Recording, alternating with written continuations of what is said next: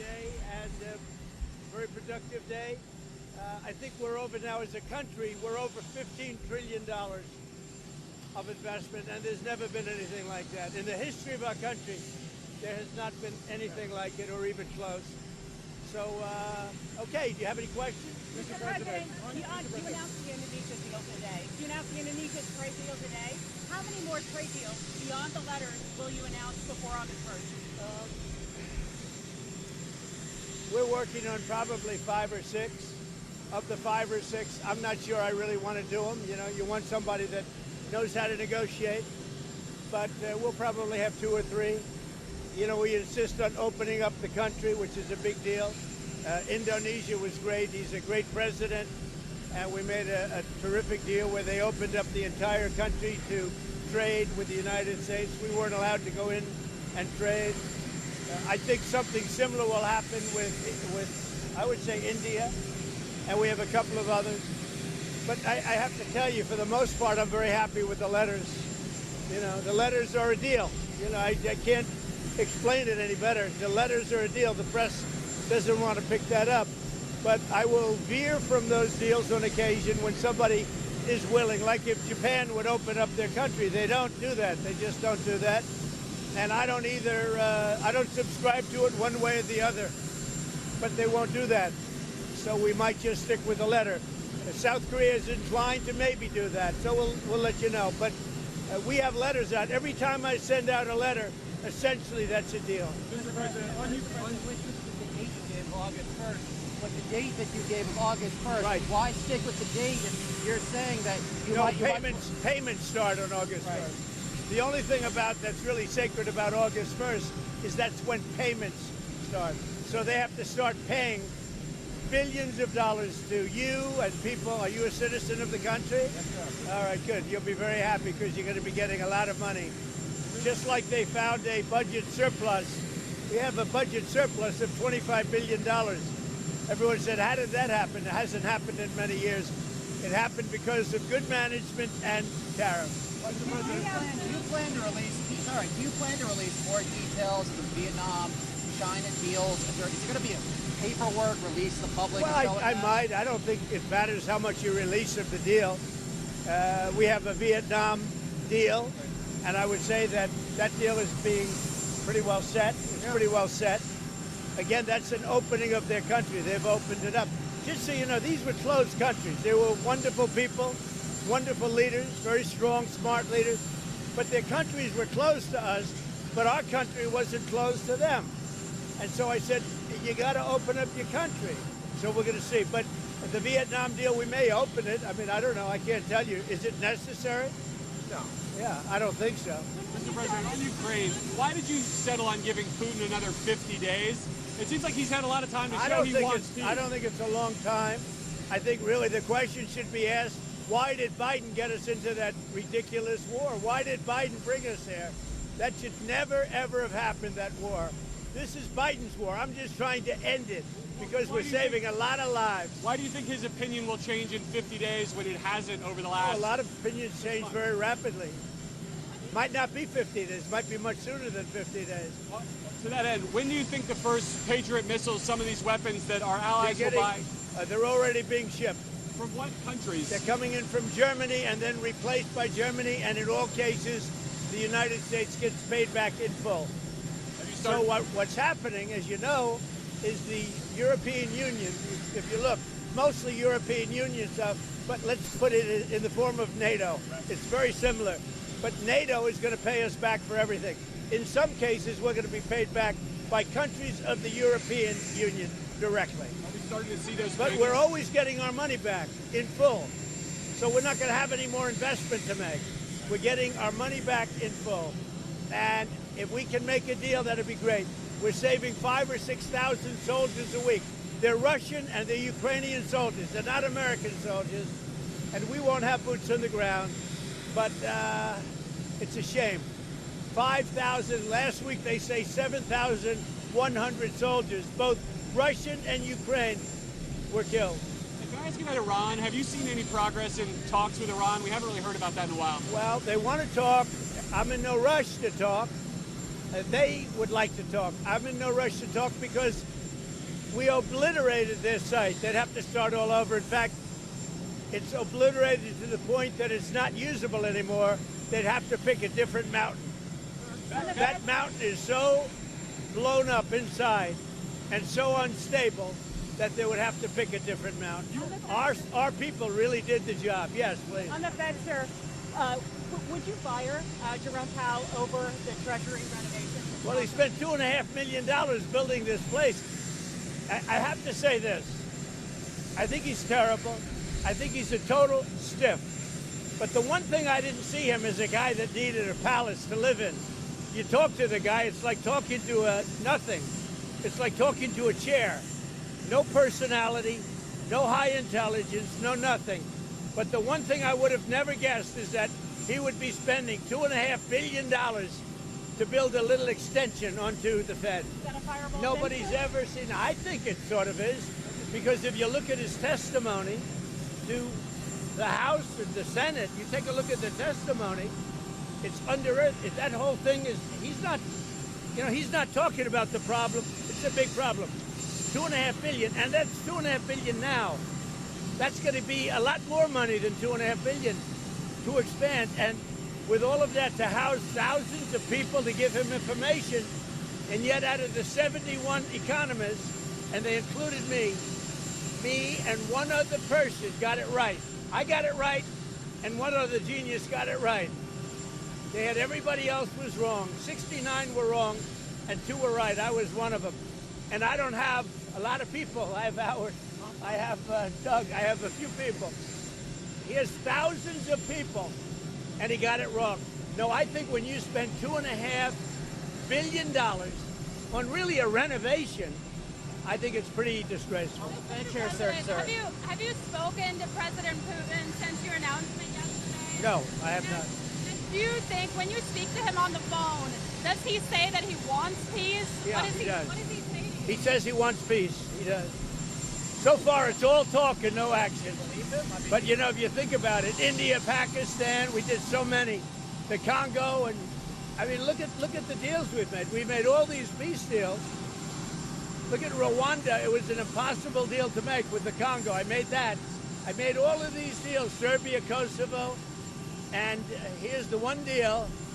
And actually, Vladimir called me up. He said, I'd love to help you with respect to making a deal with a couple of them, like Iran. I'd love to help you. I say, Vladimir, I only want to help with one deal, Russia, because you're the only deal that we're not doing too well on.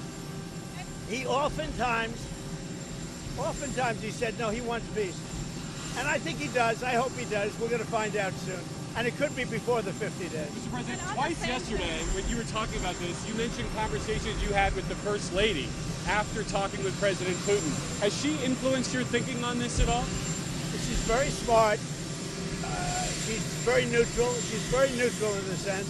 She's sort of like me. She'd like to see people stop dying. You know, people said, are you for one side or another? I'm for the side of people stopping dying. We have 5,000, 6,000, and 7,000 people a week at least. And that doesn't include people from the cities and towns that are having rockets lobbed in there. I mean, people are dying in the cities and towns too, but we're talking about 7,100 in the last 8 days died. And I'm for stopping that. On the Fed Chair, sir, is Scott Bessent, your Treasury Secretary, your number one option whenever Jerome Powell leaves? Or well, he's an option. Is he your top and he's option? very good. Well, he's not, because I like the job he's doing. Right. That's why he's not. You couldn't do both, sir? I like the job. I don't know if he was on the plane. Maybe he wasn't.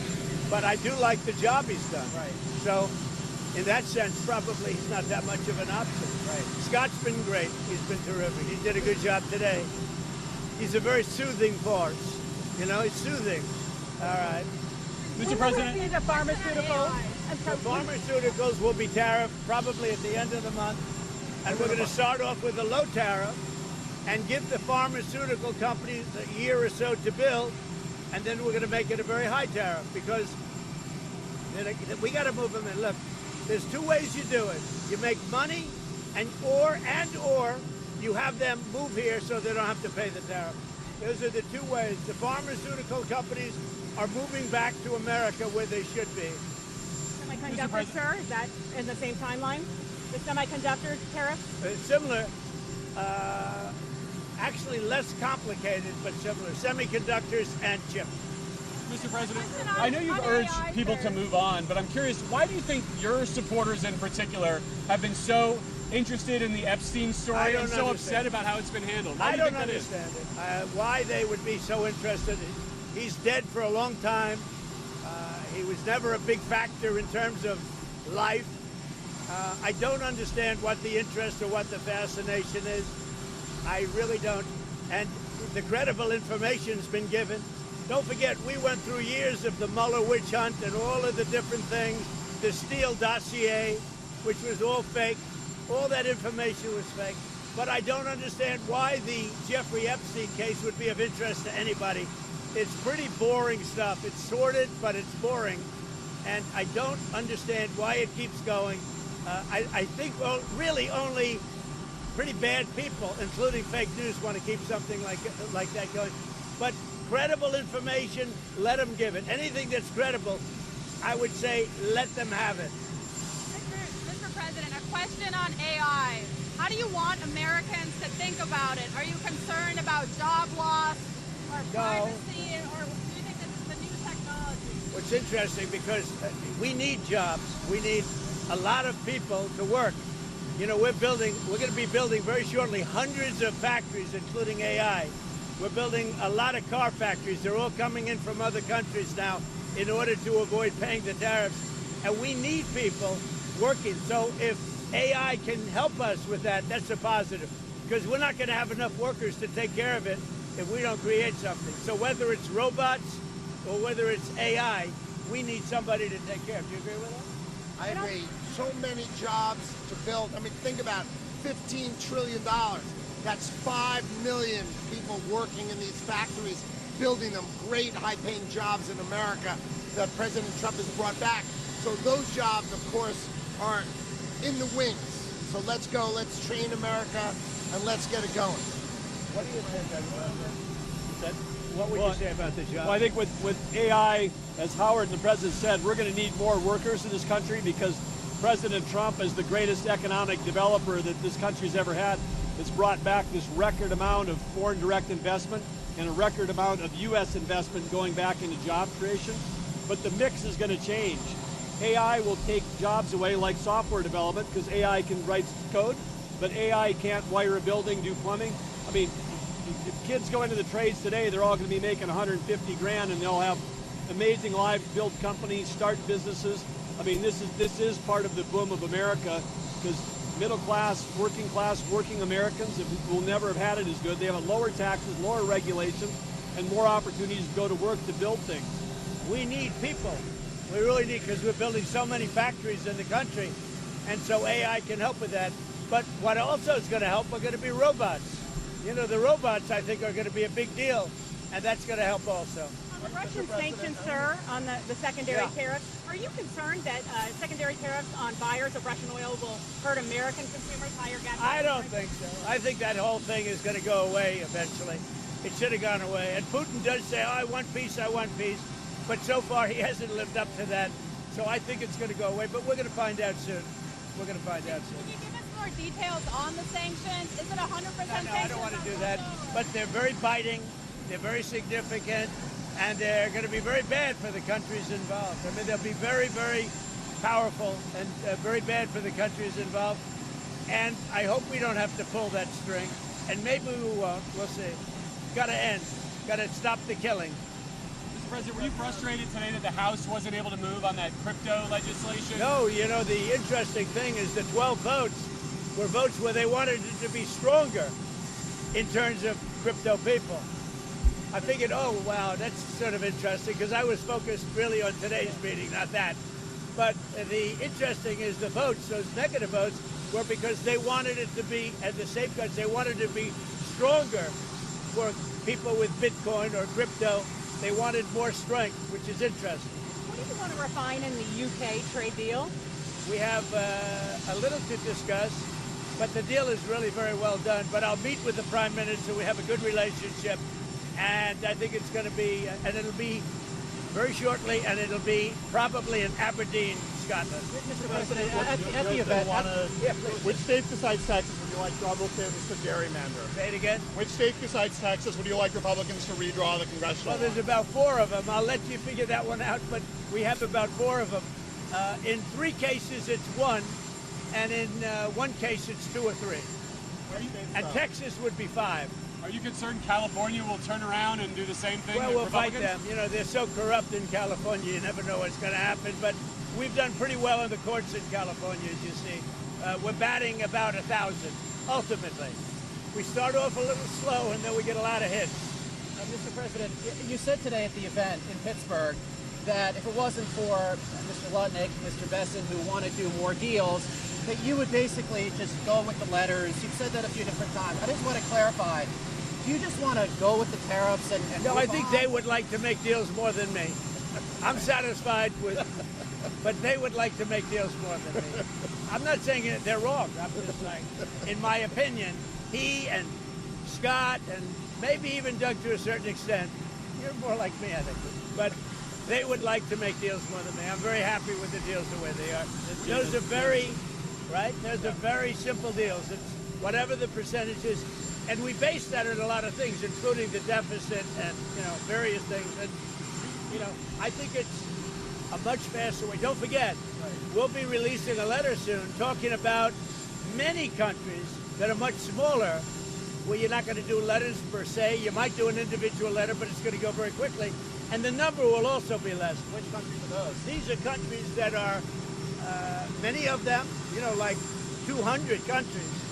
You understand? Caribbean countries, African countries. You have a huge amount of countries that are small, and the president's just going to deal with them sort of the way he thinks is the right way to deal with them. We'll probably set 1 tariff for all of them. Over 10%? Over 10% tariff? Probably a little over 10%, yeah. 15, 20? We don't do a lot of business, but we do, it's still significant. What about Israel, Mr. President? Is that related to your other, like the Gaza negotiations? Is that tied up in other issues? No, I think Israel's going to